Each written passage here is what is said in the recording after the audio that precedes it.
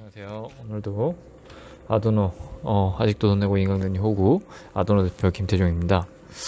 운동보호검사 약물 문제를 한번 풀어볼 텐데, 사실 약물 문제가 되게 어렵습니다. 어려운데 사실은 몇 가지 단어만 알면 무조건 100점을 맞을 수 있는 문제입니다. 꼭 이거는 알고 100점을 맞기 바랍니다. 이 문제에서는. 자, 우선은 약물 문제가 몇 문제가 나왔냐면 2019년도 18년도에 한 3문제, 그리고 17년도에 한 문제, 16년도에 한 문제, 15년도에 한 문제. 이 약물이라는 단어는 꼭 들어갔습니다. 무슨 말이죠? 그러면은 이번 년에 2020년도에도 나온다는 소리, 안 나온다는 소리? 나온다는 소리입니다. 자, 보면 이 혈압, 운동부하검사 문제에서는 항상 이 단어, 심장과 연관된 약물 단어를 꼭 알고 있어야 됩니다. 혈압, 교감신경, 부교감신경, 심박수, 뭐 이런 정도, 그죠? 근데 이제 교감신경 억제제 하면 심박수를 먼저 떠올려야 됩니다. 우리는 교감신경이라고 하는 건 심장을 빨리 뛰게 함, 그죠? 얘네들을 억제시키면 심장이 느리게 뛴다라는 얘기예요. 그래서 고감신경 억제제에는 알파, 베타 차단제랑 혈관 확장제가 있다. 그리고 심근산소 량 증가를 위해서는 강심제가 있다. 디기탈리스라 그럽니다. 디기탈리스. 그리고 이런 뭐 부정맥과 고혈압을 치료하는 거로는 칼슘 채널 차단제, 이뇨제, 안지오텐신 전환요소 억제제, 알파 베타 차단제, 혈관 확장제 등이 있다. 다 이런 단어들입니다. 근데 딱 하나, 이 부교감 신경 억제제라는 게 있어요.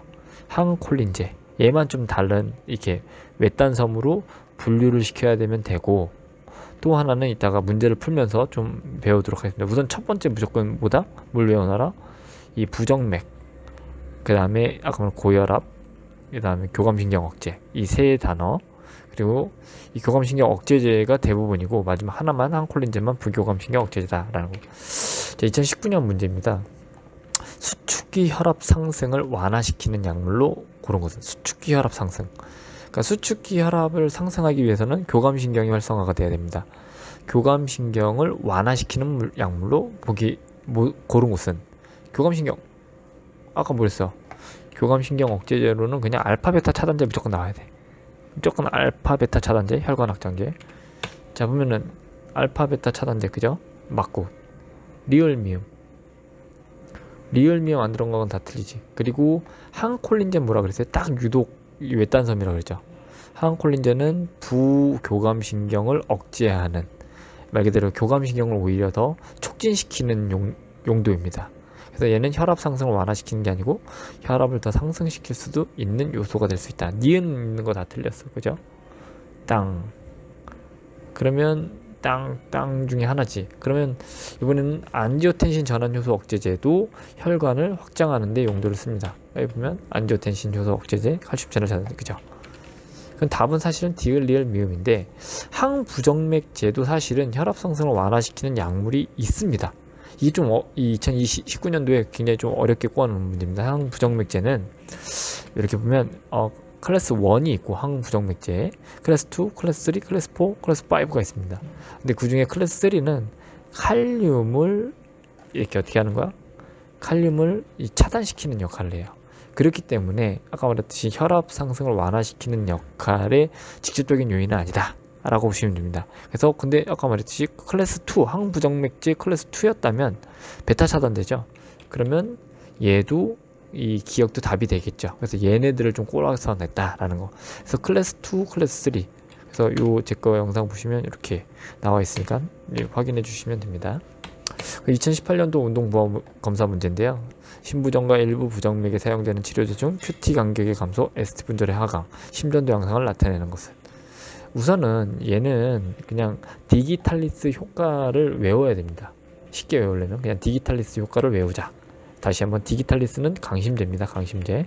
디기탈리스 효과는 QT 간격을 감소하고 ST 분절을 하강한다. 다시, 디기탈리스 효과는 QT 간격, Q와 T의 간격을 감소시키고 ST 분절을 하강시킨다. 무슨 말이죠? 이건 무조건 이 디기탈리스 효과 외워야 됩니다. 그냥 쉽게 외우세요. 뭐 심전도 모른다고 이건 나는 못 맞추는 거야, 이렇게 생각하면 그냥 하나 그냥 거저 틀리는 거예요. 이것만 외우면 무조건 답이다 라는 거예요. 강심제 2번이에요 답은. 근데 ST 분절 하강은 저칼륨 혈증과 심근 허혈에서 일어나는데 심근의 허혈, 말 그대로 피가 안 돈다 이거야. 그럴 땐 빨리 피가 돌게 해야 될 거 아니야. 심장을 수축해가지고 피를 짜야 될 거 아니에요. 그러려면 말 그대로 이 강심제가 필요하다는 얘기야. 말 그대로 심장을 자극시키는. 그래서 이 에스트분자 하강이 나오면 이렇게 강심제를 좀 이렇게 좀 생각해 달라라는 거. 그래서 디기탈리스 효과 꼭 외우시기 바랍니다. 디기탈리스 효과. 그리고 운동부하가 2018년도 문제예요. 운동부하 검사가 불가능한 환자들. 말 그대로 뭐 노인도 있을 거고 뭐 다리가 아픈 사람도 있을 거고 그죠? 약물부하 검사를 받을 수 있다. 약물부하 검사. 그리고 심박수를 상승시켜 산소 요구량을 증가로 심근벽의 운동장애를 파악할 수 있는 약물로 옳은 것은 말 그대로 심박수를 상승시킨대요. 그죠? 그럼 교감신경을 어떻게 했다는 거야? 활성화시켰다는 얘기죠. 교감신경을 활성화시켰다는 얘기가 심근산소 요구량의 증가로. 그럼 어떻게 했어? 말 그대로 강심제 같은 경우는 교감신경을 활성화시킵니다. 심장을 직접적으로 뛰게 만드는 거예요. 그럼 강심제를 찾으면 돼. 답은 강심제 뭐가 있어? 강심제는 자 적어놓으세요. 다 디귿자입니다. 디귿자. 도부타민, 디곡신, 그 다음에 뭐 디기탈리스. 뭐 물론 기역자로 시작되는 것도 있지만 보통 다 디귿자로 시작된다라고 보시면 됩니다. 그래서 얘네들이 이게 약간 디피리다몰 이런 거 있죠. 이거를 좀 집어넣은 것 같아요. 디귿자로 이렇게 외우니까 디곡신과 도부타민 이런 거 가장 이렇게 좀 이렇게 강심제로서 많이 쓰이는 약물 중에 하나인데 꼭 외워주고 디귿자로. 그럼 잘 보면은 아무튼 답은 1번인데 디피리다몰 항혈전제래요. 혈전제 하면은 피를 이렇게 응고시키는 역할을 하는데 피가 응고 안 되게끔 하는 게 디피리다몰. 땡이죠. 아데노신도 항부정맥제예요. 하지만 항부정맥제는 혈관을 확장하는데 좀 용도로 쓰는데 심박수를 직접적으로 상승시키는 거랑은 좀 거리가 멀다. 아데노신. 아스피린 뭔지 알죠? 두통약 혹은 아스피린 먹으면 또 뭐가 좋대? 피를 좀 잘 돌게 한다 해가지고 이게 항혈전이랑은 좀 거리가 먼 아스피린. 하여튼 뭐 이렇게 강심제를 찾으라는 문제였습니다. 자, 그리고 2018년 운동부하 검사 문제 중에 이런 게 있었어요. 되게 어려워요. 근데 되게 어려운데 단어를 알아야 됩니다. 단어. 우선 베타 차단제, 혈관 확장제, 항응고제, 안지오텐신 전환효소 억제제 이런 것들이 다 뭐였어 아까? 이 베타 차단제랑 혈관 확장제는 교감신경을 활성을 어떻게 하는 거야? 억제하는 거죠. 그럼 심박수를 어떻게 하는 거야? 심박수를 낮게 합니다. 심박수를 낮게. 다시 적어 놓으세요. 심박수를 낮게. 그러니까 그죠? 그러면 자 뭐야? 좌심실 구출률 35%래요. 좌심실 구출률은 뭐냐면 이 좌심실이 여긴데 이 심장이 뛸 때마다 심장에서 나가는 혈액의 양이 있는데 그걸 퍼센트로 나타내 준 거야. 혈액이 원래 뭐 빵 하면 55에서 70% 정도 빵 나가야 되는데 여기에 있는 혈액 중에 그래 정상인데 35%래요. 굉장히 안 좋은 거겠죠. 고위험군에 속합니다. 실제로 구출률이라는 단어 꼭 외워두세요. 혈액의 퍼센티지. 그리고 55에서 70이 정상이다. 55에서 70. 그리고 수축 혈압이 210 이상 증가하여 과도한 혈압 상승이다. 수축 혈압 215. 그죠? 맞아요. 과도한 혈압 상승 맞아요. 그리고 VO2 피크 이거 적어 놓으세요. VO2 피크는 VO2 맥스랑 같은 뜻. 15mg 민. 예후가 좋지 않다. 예, 맞습니다. 보시게 되면 또 정리를 해놨습니다. 제가 VO2 피크 ACSM 거 보고 한 거예요. 똑같은 말이에요. VO2 맥스랑 VO2 피크는 최대 산소 섭취량. 남자 55세 그죠?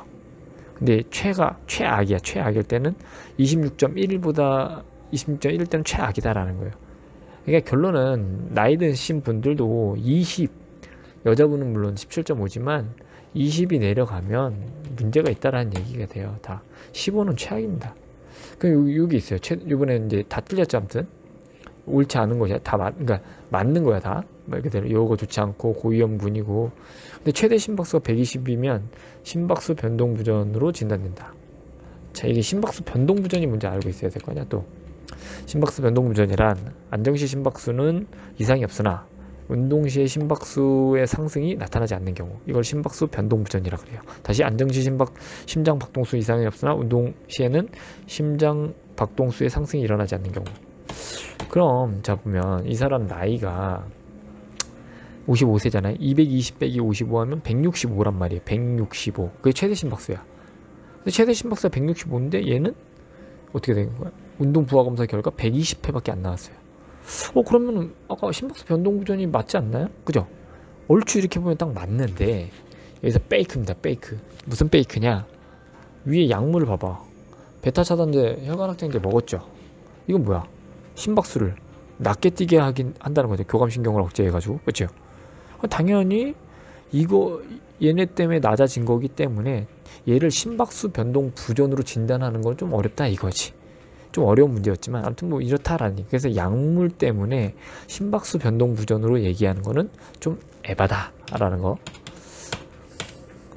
자, 여기 보면은 이제 그냥 뭐 베타 차단제는 심장혈관 확장시킬 수 없고 베타 원 선택 높더라도 이거 좋지 않은 영향을 줄 수 있기 때문에 운동하는 거를 또 좋다고 본다라는 얘기입니다. 그래서 답은 아까 말했듯이 4번. 자, 그리고 2017년도 문제입니다. 자, 안정시 수축기 혈압이 200 이상일 때는 상대적 금기 사항이다. 그지? 봐봐. 안정시 수축기 혈압 200 이상, 이항기 혈압 115 넘으면 운동고함세 상대적 금기가 된다. 이건 외우는 거예요. 상대적 금기와 절대적 금기. 근데 안정시 수축기, 안정시 때 200이 넘어가면 이빨이 올라간 겁니다. 자, 우선은 기억 맞죠? 그 베타 차단제 또 나왔어. 그죠? 베타 차단제. 그럼 뭐야? 심박수 증가를 억제시키는 게 맞아, 틀려? 맞죠? 니은 무조건 맞아야지. 기억 니은. 이건 1번 땡이고. 검사 중에 이완기 혈압이 증가하는 것은 정상적이다. 우선 디귿 제껴놓고요. 이뇨제를 복용 후 검사 시 위양성의 결과가 나올 수가 있다. 이뇨제. 자, 다시 볼게요. 이뇨제. 그죠? 고혈압에 이뇨제를 사용합니다. 칼슘 채널 차단제도 사용하고 안지오텐신 전환요소 억제제도 사용하면 혈압을 좀 낮출 수가 있습니다. 그죠? 그러니까 이뇨제를 사용하면 당연히 혈압이 좀 낮은 상태가 되기 때문에 가짜 양성 결과가 나올 수 있다라는 거예요. 예를 들어서 얘는 운동 부하 검사를 하면 혈압이 200까지 올라가야 되는데 이뇨제를 먹었으니 당연히 200이 안 나오고 140밖에 안 나올 수 있다라는 얘기지. 위 양성은 가짜 양성이다. 가짜 양성. 이런 얘기예요. 그러니까 실제로 스팸 메일이 아닌데 프로그램을 했더니 스팸 메일로 나왔던 거야. 한마디로 가짜 양성. 무슨 말인지 알겠죠? 그래서 이게 답이 맞아. 근데 이완기 혈압이 증가하는 건 정상적인 반응이 아니에요. 이완기 혈압이 증가하는 거는 이 동맥경화증으로 이 뇌출혈이나 심근경색의 위험도가 있을 때 이완기 혈압이 이 증가가 많이 됩니다. 알고 있어주면 돼요. 이런 부분. 정상적인 것이 아니고 좀 아팠을 때를 말한다. 그래서 기억, 니은, 리을 3번이 답이 됩니다. 자, 2016년도에 또 운동보호 검사에 약물 유입 문제가 또 나왔어요. 약물. 운동보호는 심박수의 영향이 가장 큰 약물은, 자, 이거 아테놀롤 이거 몰라도 돼요. 부데소니드 이거 몰라도 되고, 케토프릴 몰라도 돼요. 디곡신. 아까 뭐 강심제 나왔잖아. 그죠? 디곡신. 운동보호 시 심박수 영향이 가장 큰 약물. 심박수에 우선 영향이 가장 큰 건 뭐야? 우선 교감신경을 혹은 부교감신경을, 이게 가장 영향을 큰 거잖아. 그럼 이게 당연히 쉬운 문제죠. 근데 베타 차단제, 그죠? 얘가 교감신경을 실제로 차단하는 거니까. 그래서 1번이에요 답은. 얘는 말 그대로 그 천식 환자들이 부는 것들. 그리고 얘는 에이스, 안지오텐신 전환요소 억제제. 얘는 이제 혈관을 이완하는 데 쓴다. 그죠? 그리고 강심제는 심장을 이렇게 수축시킬 때 쓴다 라는 거. 사실 1번과 4번은 헷갈릴 수 있지만 그냥 이게 교감신경을 차단하는 1번으로 외워라, 이런 얘기예요. 말 그대로. 그래서 논문을 찾아보면 이런 얘기가 나옵니다. 실제로 베타 차단제 복용이 가장 효과적이었다, 심박수에 영향을 미치는 것들이 가장 컸다, 뭐 이런 얘기가 나와 있는 논문입니다. 그냥 외울 거예요. 베타 차단제는 그냥 근데 베타 차단제 문제가 안 나올 수도 있겠지만 베타 차단제는 운동부하 검사에서 꼭 나오는 단어다라는 거. 이번에 2015년도 운동부하 검사 중 혈압 반응에 대한 설명으로 알려진 것은, 우선 이것 때문에 제가 써놓은 거예요. 혈관 확장제, 칼슘 채널 차단제, 엔지오텐신 전환요소 억제제, 알파 및 베타 차단제들을 처방받은 사람의 경우 운동에 대한 혈압 반응을 정확하게 예측할 수 있다. 당연히 혈압 반응을 정확하게 예측이 안 되죠. 왜냐면 얘네들을 하게 되면 어떻게 돼? 혈관 확장제를 하면 혈압이 낮게 나오잖아요. 그러니까 당연히 정확하게 예측할 수 없어. 그러니까 올바르지 않은 거예요. 그리고 또 운동 후에 정상적인 혈압 반응은 수축기 혈압과 이완기 혈압이 점진적으로 감소한다가 아니고, 운동 후에는 급격하게 떨어져서 사실 재기가 어려워요. 점진적으로 감소하는 게 아니고 급격하게 떨어진다. 근데 얘도 아니야. 그죠? 그리고 운동 강도 증가 시 수축기 혈압이 떨어지거나 증가하지 않아도 비정상적인 것은 아니다. 혈압이 떨어지는데 운동을 열심히 하는데 혈압이 떨어지면 비정상적인 거죠. 그죠? 이건 기본 상식이고, 수축기 혈압 250, 이완기 혈압 115 이상이면 운동 검사를 중단한다. 상대적 중단 사항입니다. 나가 맞는 얘기예요. 이거는 외워야 돼요. 상대적 기준, 절대적 기준. 아무튼 이 운동부하 검사에서 운동 중 혈압 측정하기 위해서 측정을 해야 되는데 왜 어렵냐? 혈압이 빠른 속도로 감소하기 때문에 혈압 측정이 쉽지 않다라는 얘기가 됩니다. 자, 오늘은 이 운동부하 검사에서 약물, 그죠? 약물에 대한 거를 풀어봤는데, 우선 자, 적는 거 한번 연습해보세요. 자, 적어보세요. 이 강심제, 뭐야 그래? 심근산소량을 늘리기 위해서, 그지? 교감신경 억제제, 그 알파 베타 차단제, 혈관확장제, 그죠? 혈관확장제. 혈관확장에는 안지오텐신 전환요소 억제제, 뭐 이뇨제, 칼슘 채널 차단제, 뭐 이런 것들이 있다라는 거. 그리고 부교감신경 억제제, 항콜린제. 근데 이게 아무래도 제가 봤을 때는 2020년도에는 이거에 대한 문제가 없었기 때문에 이걸 물어보는 이 문제가 나오지 않을까. 그래서 저는 항콜린제에 대해서 좀 잘 알고 있어라, 이런 부분을 얘기했습니다. 그래서 얘만 외딴섬이고 다른 애들은 다 비슷하다라고 보시면 된다라는 겁니다. 자, 오늘도 이렇게 강의 듣느라 고생하셨고, 아직도 돈 내고 인강능력 호구, 운동부하 검사 약물 문제 풀이였습니다. 자, 건강운동관리사 이렇게 아도노라고 치면 쫙 나옵니다. 이렇게 해서 계속 올릴 테니까 열심히 봐주시기 바랍니다.